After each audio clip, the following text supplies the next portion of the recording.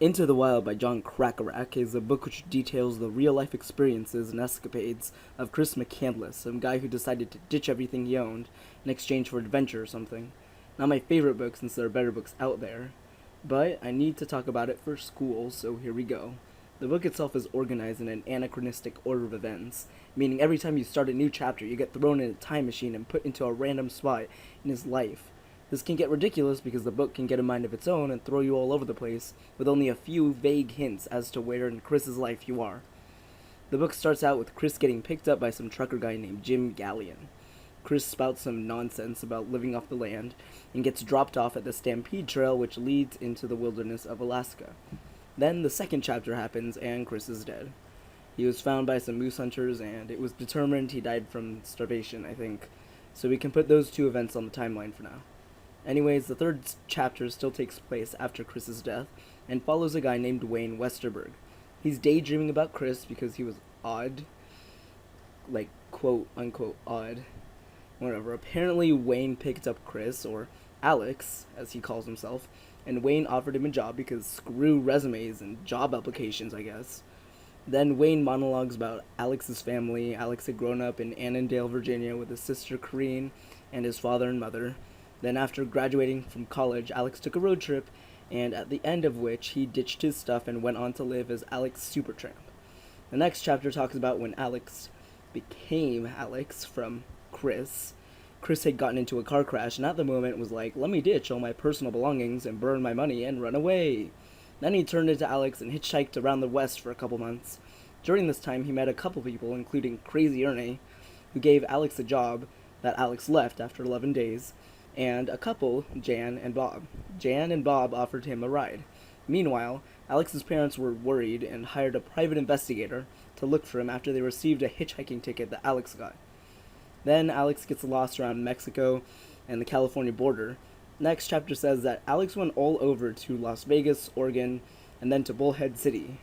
He works at the McDonald's in Bullhead City for a couple months, and while there he writes to Jan and Bob, which puts this chapter sometime after he meets them, and ultimately turns up to their campsite, which he stays at for a few months? Days? I don't know, the book doesn't really say. In the next chapter of Getting Lost by John Krakauer, McCandless hitchhikes around the Salton Sea and meets up with a retired veteran named Ronald Franz. Ron drives Alex to San Diego, after which Alex jumps around some more, before meeting with Ron again at a steakhouse in California. And afterwards, Ron drives Alex to Grand Junction in Colorado. Then Ron's like, I want to adopt you, boy, and Alex leaves saying, maybe after I go to Alaska. After pestering Ron in a ton of letters, Ron goes out to live in an abandoned campsite because I guess that's the best way to live or something. Then Ron finds out Chris is dead, and it's the end of the chapter. In the next chapter of The Life-Changing Magic of Ditching Everything, a self-help book by John Krakauer, it jumps back to when Alex was working for Wayne Westerberg. Westerberg is still talking about Alex's family for some reason, saying that Alex hated them and everyone at the place where Alex worked loved him, and then end of the chapter. The next couple chapters is just the author John Krakauer responding to haters who send him criticism about the article he posted in Outside Magazine, because that's where the book came from. It kind of just talks about other people who did what McCandless did. Gene Rossellini, a scientist who went to live in the wild and died. John Waterman, a climber who went out and died. Carl McCune, a photographer who did the same thing and died of starvation. And Everett Roos, an artist who went out into the desert and disappeared, although it's safe to say he died because you can't really survive in the desert.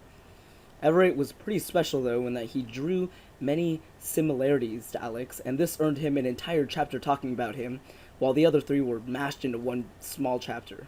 Like Alex, Everett changed his name, but he was very indecisive about it. First he changed it to Lan Ramu, and then to Everett Ruland, but then in his journal entries he calls himself Captain Nemo from the book 20,000 Leagues Under the Sea.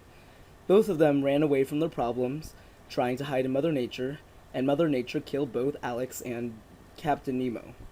By this point, John Krakauer is just trying to tell us that Alex wasn't unique, and there were many like him, and if this didn't make you want to stop reading already, he continues into the next chapter, which talks about the authorities' efforts to find out who Alex was when people found his body.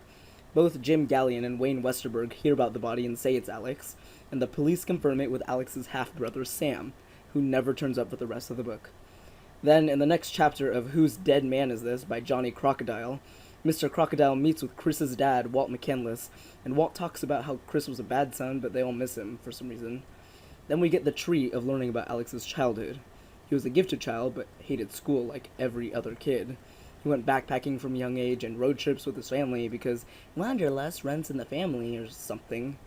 He ran track and even became top in the region. He was concerned about others and even distributed food to the needy before going to Emory University in Atlanta. Chapter 12 rolls around and they're still talking about his childhood. He went on a road trip and never phoned his parents and almost died before returning home. He got straight A's in college, but then found out about his dad's other wife, and that Chris and his younger sister had been born whilst his dad was still married to this first wife. Then Chris gets really angsty, like Holden in Catcher in the Rye, only not depressed and just more angry-like. In the next chapter of Days of Our Lives by John Krakauer, we finally escape Chris's childhood and get to meet his sister Corinne McCandless. Both her and her mother Billy McCandless cry a lot about Chris's death and stop eating, while Walt keeps eating and puts a couple pounds on. In the next chapters, Jonathan Cracker switches it up and starts talking about himself. So now we just discard Chris's timeline because it's John Krakauer's show now. Anyways, he talks about the time he went through his own Alex Supertramp phase, in which he tries to climb a rock formation called Devil's Thumb. After a few days, he almost dies a few times, and his supplies he arranged to be airlifted to his location get dropped in a completely wrong area, and he almost dies again. At this point, he's pretty much halfway up the mountain and decides it's a good time to smoke a blunt, and then almost burns down his tent. Then in the hysteria, John Coco starts talking about his dad and gets lost a bunch of times before finally getting to the summit. Now it's chapter 16 and John Krakauer has finally returned the spotlight to Alex, who is currently meeting truck driver Gaylord Stookie, who reluctantly gives Alex a ride. Then Alex hangs around the area where he got dropped off, Fairbanks, a little, writing letters to Wayne and Jan before buying a gun and hitching a ride from Jim Gallion, who we met at the beginning of the book. After Jim drops him off, Alex hikes until he comes across a bus. Then Alex sucks at hunting and finally kills a moose, which gets infected with vermin. He sucks at hunting some more before deciding to hike back to civilization. However, the river he crossed getting there is now flooded, and Alex goes back to the bus to write for help and suck at hunting some more. Next chapter puts the spotlight back on John Kluge again, and it shows him going back to the bus where Alex died, finding that if Alex had walked a few miles in another direction, Alex could have gotten help from other people. Then John Kluge monologues about Alex until the end of the chapter. In the next chapter, it shows Alex in his last days trying to find berries because he sucks at hunting. Then Johnny Krakauer puts on his detective cap and tries to find out the cause of Alex's death. After some pointless paragraphs, Krakauer finds out that it was a mold that Alex ate that ultimately resulted in his death.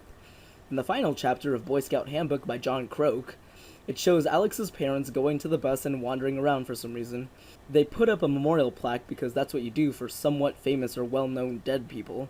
And then the book ends with John Krakauer talking about how you can't bring people back from the dead. The end.